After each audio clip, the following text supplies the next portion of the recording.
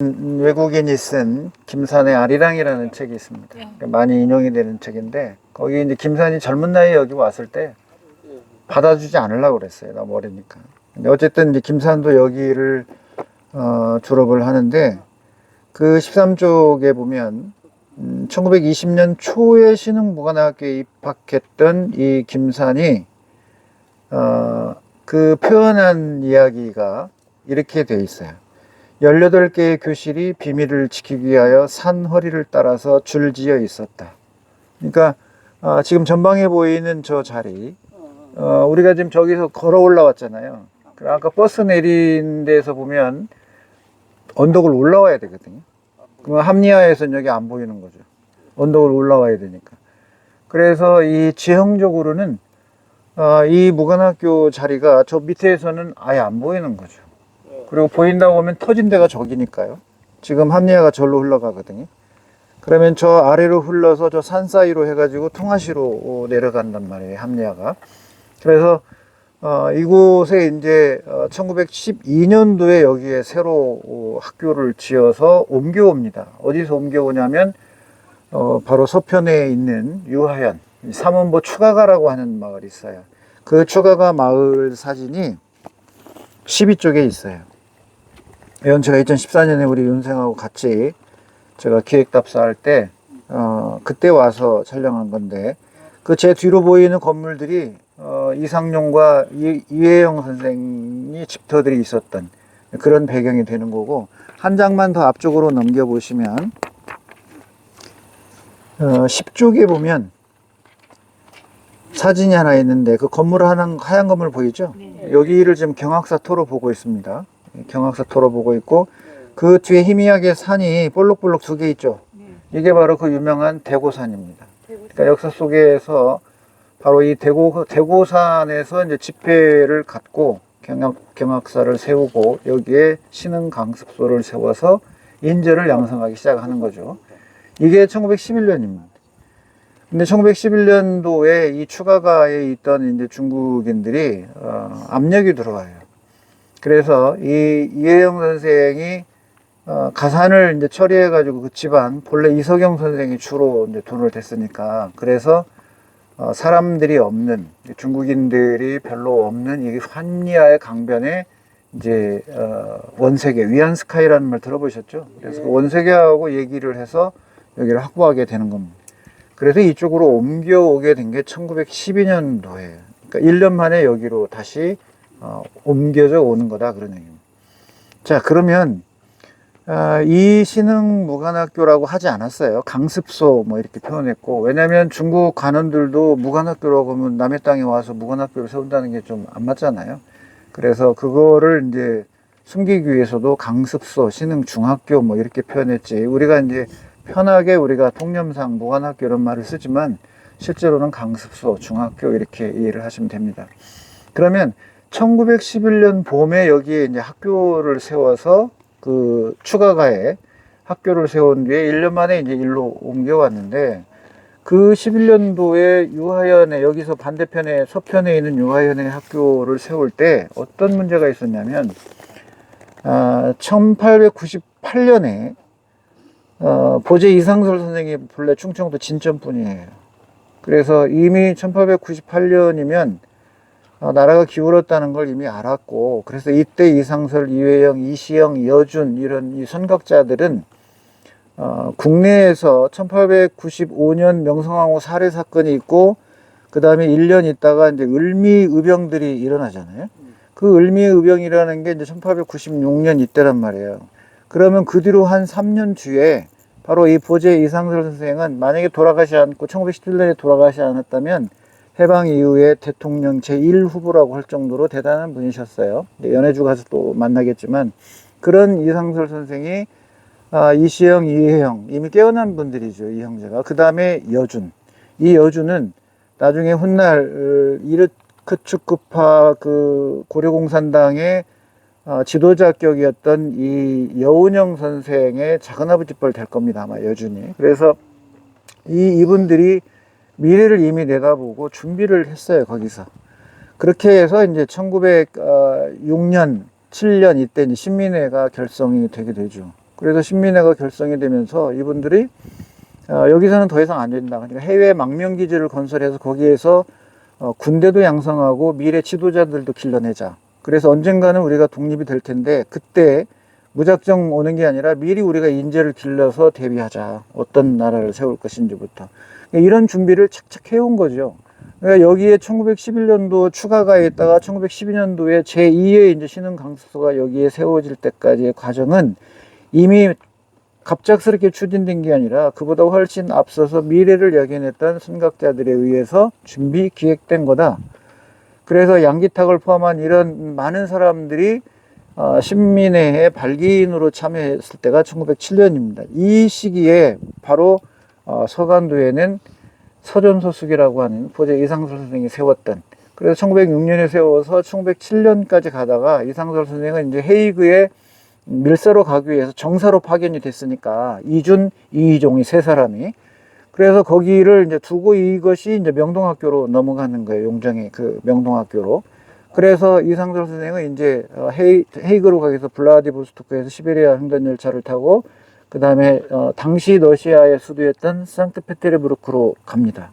그래서 거기에서 이제 네덜란드 헤이그로 가게 되죠. 그런 측면에서 여기에 이 강습소 신흥무관학교라고 하는 인재들을 길러내는 학교는 어느 순간 번뜩 태어난 게 아니다 그랬네요. 그러면 이제 학교를 세우려면 돈이 필요하잖아요. 제일 중요한 게 돈이에요.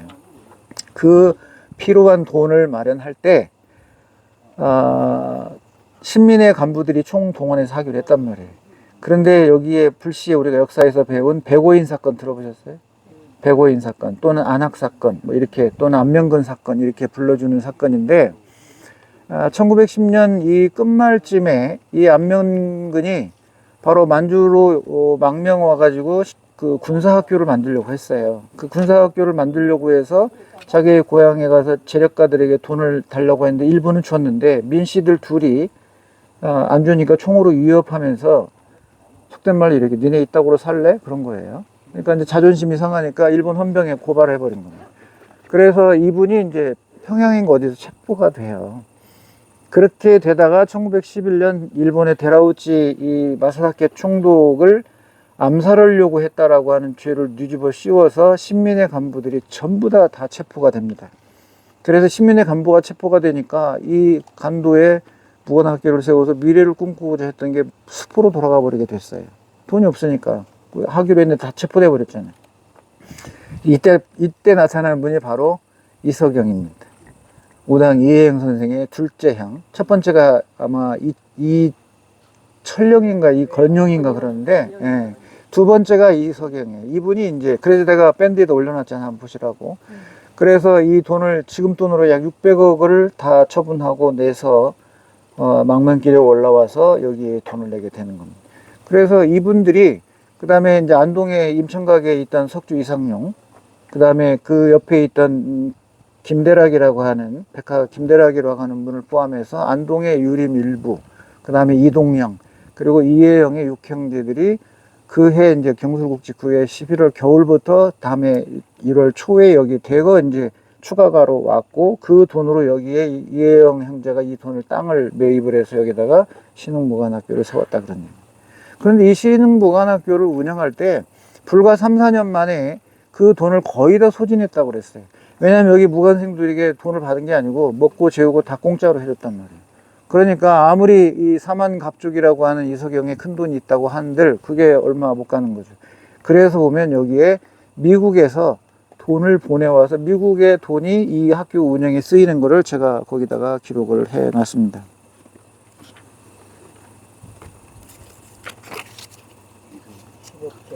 예, 114쪽에 보면 양기탁이 안창호에게 보낸 서한에 미주 동포들이 이 학교에 100원을 보내준 것을 치하하면서 매년 보내주기로 한 것을 1910년에 보내주는 학교 재원이 고대하고 있다. 뭐 이런 얘기들이 나오잖아요. 자, 그래서 이 신흥무관학교에 1911년부터 문 닫는 1920년까지 이 기간에 여기에 양성된 무관들이 무려 3,500에서 4,000명에 이르렀다고 하는 겁니다. 어마어마하죠. 그러면 이 무관들이 성장을 해서 훗날 돌아가시지 않고 살아있던 분이라면 해방 이후에 다 이 사회의 지도자들이 되거나 리더들이 되었을 거예요. 그리고 이 문 닫음과 동시에 바로 청산리 대첩으로 이어집니다. 여기에 졸업생들 300명을 이끌고 지청천이 이 무관생도들을 끌고 지금 이제 백두산 뒤쪽으로 우리가 가는 청산리 쪽으로 이동을 하게 되는 거예요. 그래서 북로군 정서와 이쪽에 있는 서로군 정서가 연합해서 드디어 청산리 전투로 이어지게 되는 거죠. 그래서 이 청산리 전투는 어느 날 분뜩 한 것이 아니에요. 생각해 보세요.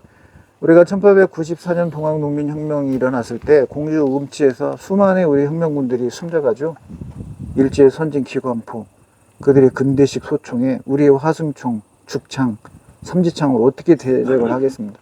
말이 안 되는 거잖아요. 게다가 그 이후로 1905년 을사늑약 이후에 이제 정미 7조약이 있는 1907년에 정미의병부터 모두 다 싸워봤지만 무기가 되지를 않는 거죠. 그래서 의병들이 결국은 물리적으로는 참패할 수밖에 없었고, 그런 상황에서 1920년에 이 청산리 대첩에 일본의 정예부대 너일전쟁을 승리로 이끌었던 당시 이 일본의 이 제국주의의 군대는 대단했단 말이에요. 그 뒤로 이 1920년에 우리 청산리에서 싸웠던 우리 독립군들 수천 명, 봉오동에서도 마찬가지입니다. 그들이 다 신식 무기로 무장했거든요. 그 무기를 어디서 구했을까요? 다 블라디보스토크에 연결이 되는 겁니다. 그래서 소설 아리랑에서도 송수익과 이 방대근이 무기를 사러 블라디보스토크로 가는 장면이 나와요.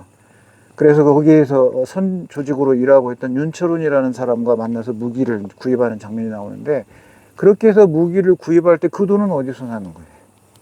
바로 고국에서나 아니면 이 해외 각지의 이 만주에 또 연해주에 정착하고 살던 우리 조선인들, 그들이 다 십시일반 낸 거잖아요. 독립군들이 돈을 낸 건 아니니까. 그래서 그 돈을 모아서 체코 군단이 떠나면서 헐값에 팔았던 이 무기들을 다 사들이면서 독립군이 드디어 대등한 무기로 일본군과 맞대응할 수가 있었다. 그런데 무기만 준다고 되는 거예요? 전술과 훈련이 돼야 되는 거예요. 그 훈련이 10년간 진행된 거죠, 여기서. 신흥무관학교에서. 또 여기서 이 멀지 않은 곳에 고산자라고 있어요. 제3 신흥무관학교 자리. 저는 세 곳을 다 가봤습니다. 다 가봤는데, 거기에 마지막 1920년 문 닫을 때까지 고산자 무관학교가 또 오픈이 됐어요. 근데 이것도 아마 유지되면서 거기로 이제 옮겨간 것 같은데, 그래서 이 1920년 봉오동과 청산리 전투는 어느 날 하루아침에 뚝 떨어진 게 아니라 바로 이 1898년 도제 이상설의 서울의 그 서재에서부터 시작이 된 것이다. 그런 반면에 그 반대편에서 끝까지 유정척사상을 가지고 싸웠던 사람들은 이런 만주나 해외 망명기지를 건설해서 차후를 노려보자는 게 아니라 지금 당장 그 시대 일본군을 싸워서 저들을 몰아내야 된다고 한 거죠. 그러니까 약간 이런 그 깨어난 지식을 갖고 있고 일본 제국주의 실체를 파악했던 선각자들은 그렇게 의병으로 무모하게 죽어서는 안 된다. 싸우면 안 된다라고 해서 이 의병의 이 무용론을 들고 나오기도 했단 말이에요. 그러나 그런 얘기가 있든 어쨌든 간에 국내에서는 줄기차게 싸웠죠. 호남은 호남 의병대로, 영남은 영남 의병대로, 충청은 충청 의병대로, 경기 강원도에는 강원 의병대로 계속 줄기차게 한편에서는 싸우고, 또 한편에 이렇게 미래를 내다봤던 사람들은 해외 망명기지를 건설해서 미래를 준비하고자 했던 사람들이 바로 뭐로 연결돼요? 신민회로 연결되고, 그리고 신흥무관학교 연결되고, 여기에서 훈련된 이런 인재들을 바로 이 1914년 이 일송 김동삼은 여기서 멀지 않은 팔리초에 백서농장을 경영합니다. 쉽게 얘기하면 뭔 얘기냐면요, 신흥무학교 졸업했어요. 어디로 갈 거예요?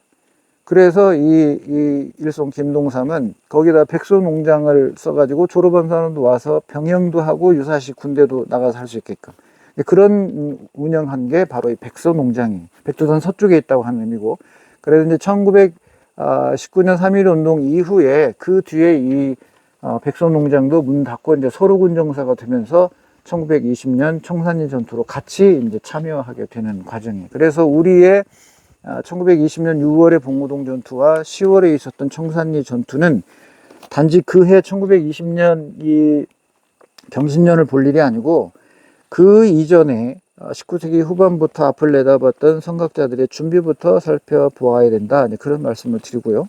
그 다음에 우리가 꼭 하나 알아야 될 게 바로 이 우당 이회영 선생의 솔선수범이야말로 우리 대한민국의 자긍심이다. 근데 우당 이혜영생이 아나키스트였기 때문에 그 아나키즘을 잘 이해 못할 때는 공산주의로 일치했었어요. 색안경으로 덮었었단 말이에요. 아나키즘은 정확히 얘기하면 자치예요, 자치. 무정부가 아니에요. 그러니까 무정부라고 하는 건 뭐냐면, 국제무정부연맹의 핵심이 뭐냐면, 조직이나 기관이나 국가는 개인의 자유를 침해한다. 그러니 그런 조직이 없이 우리가 자유롭게 연합한다. 그게 무정부주의 연맹입니다. 그러니까 우당 이혜영 선생이나 단재 신청호 선생도 본래 신청호 선생 민족주의자였어요. 그러다가 1900년대 초에 일본인의 그 아나키스트한테 영향을 받아서 아나키즘을 받아들입니다. 그래서 1920년대 이 의열단에 조선혁명선언을 쓸 때 보면 가열차게 폭력을 동원해서 일본을 이제 무찌르게 하는 이런 과격성을 띠는데, 이 신재호 선생도 아나키즘을 주장을 하죠. 그래서 아나키즘은 뭐냐면 국적을 추월하는 거예요. 그러니까 아나키스트끼리는 일본, 우리하고 적인 일본도 중국도 조선도 다 같이 한 무리가 돼서 한 팀이 되는 겁니다. 그 아나키즘이라는 게 그렇게 정파를 초월하는 미래형의 정치체라고 보시면 돼요. 그래서 우당 이혜영생이 운영했던 이 흑색 공포단이잖아요. 그래서 여기에 우리가 잘 아는 백정기 의사라든지 또 화함 정현섭 선생, 이 김제에 가면 장화리에 있는데, 이런 분들이 다 흑색공포단에 가입해서 활동했던 분들이란 말이에요.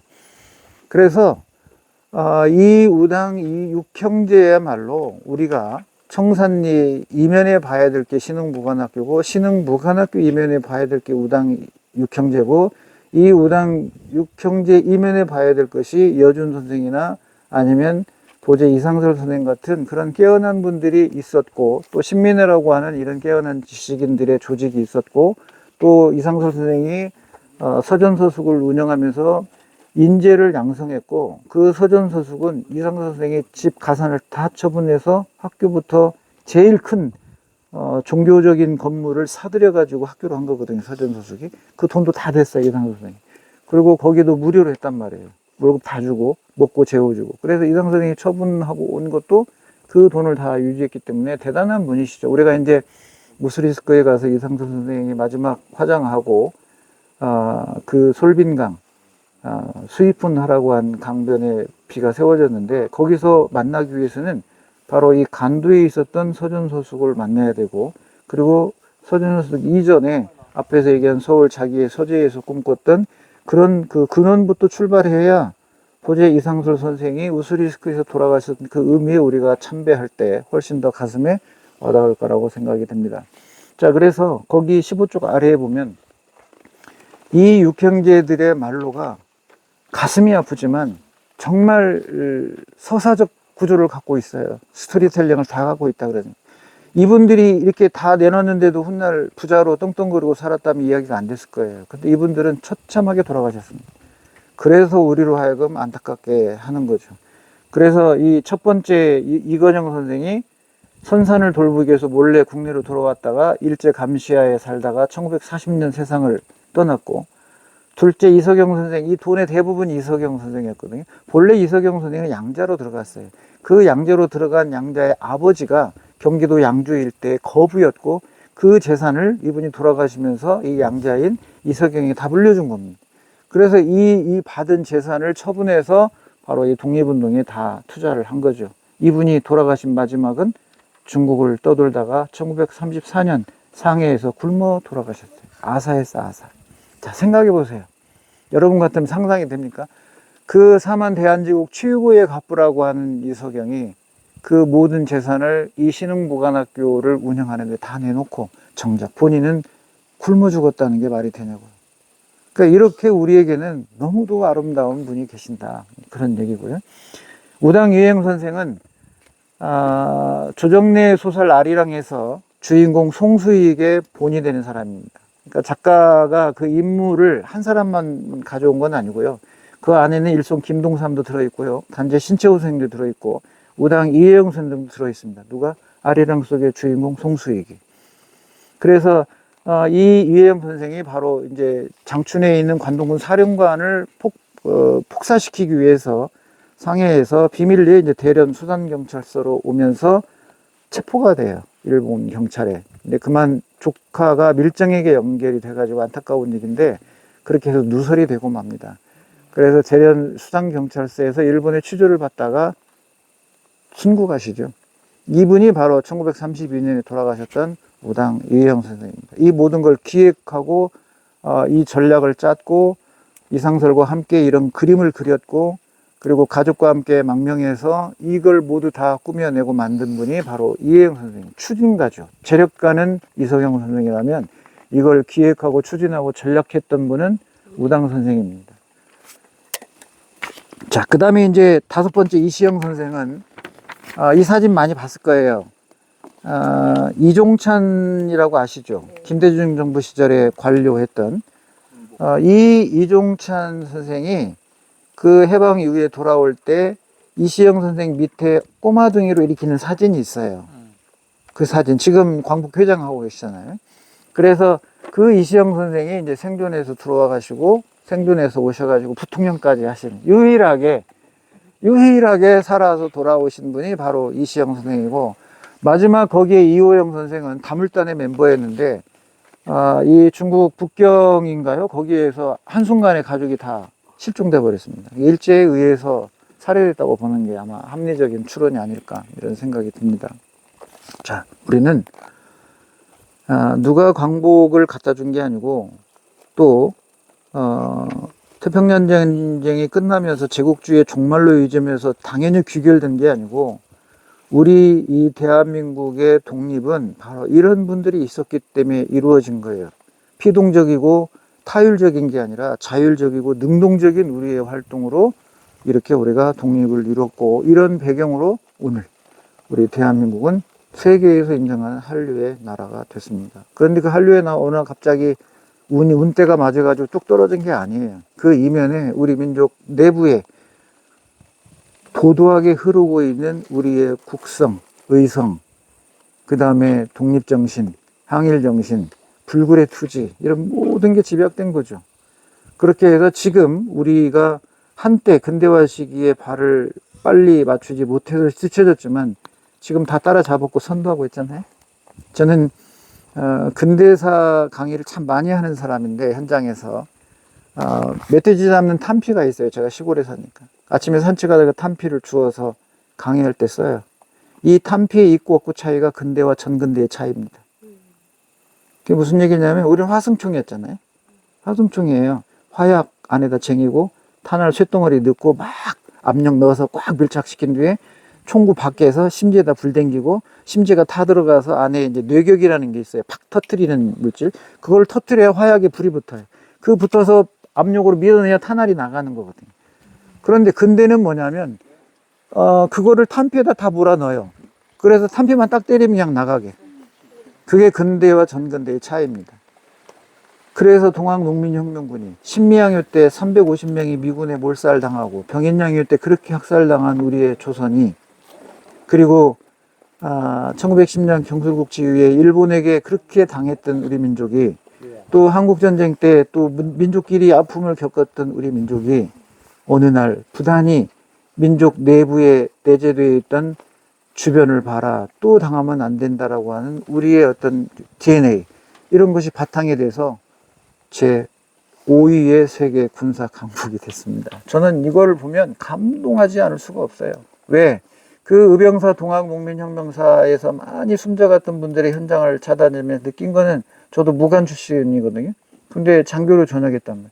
그러니까 그 무기 차이 하나가 얼마나 큰지를 안단 말이에요.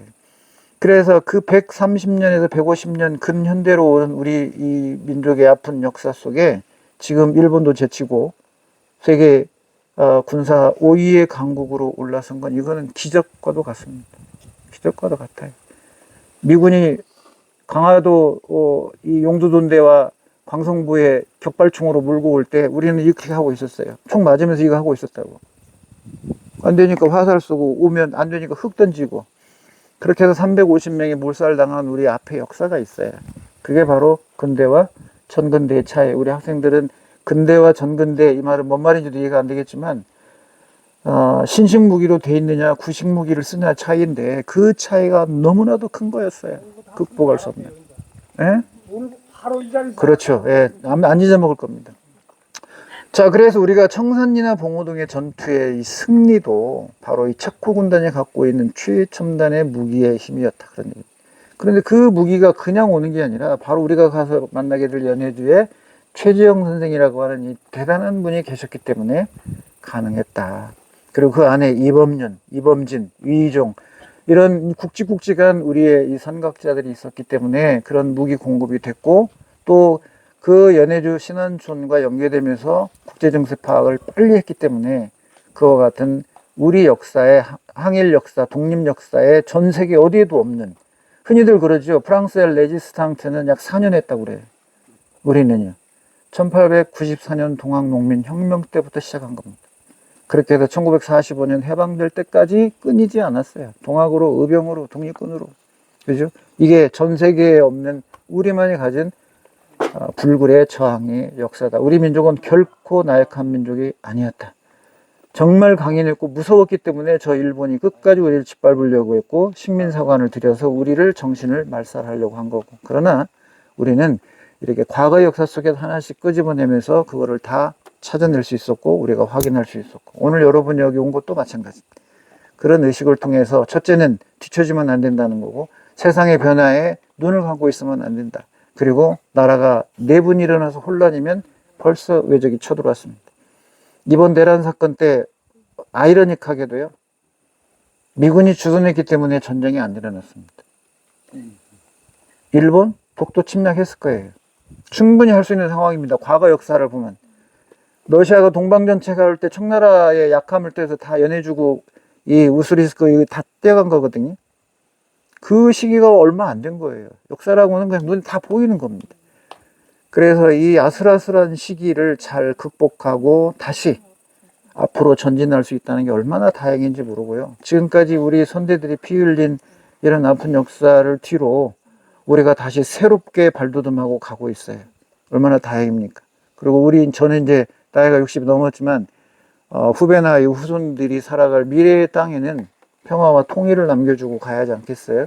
그게 앞선 세대에 여기에 무관학기를 세워서 피 흘렸던 우리 선대에 진정하게 보답하는 길이다, 이렇게 생각합니다. 자, 이쪽으로 서주세요. 사진 찍겠습니다. 네.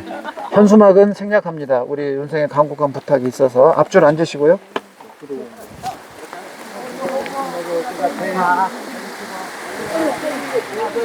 책부터 가려요.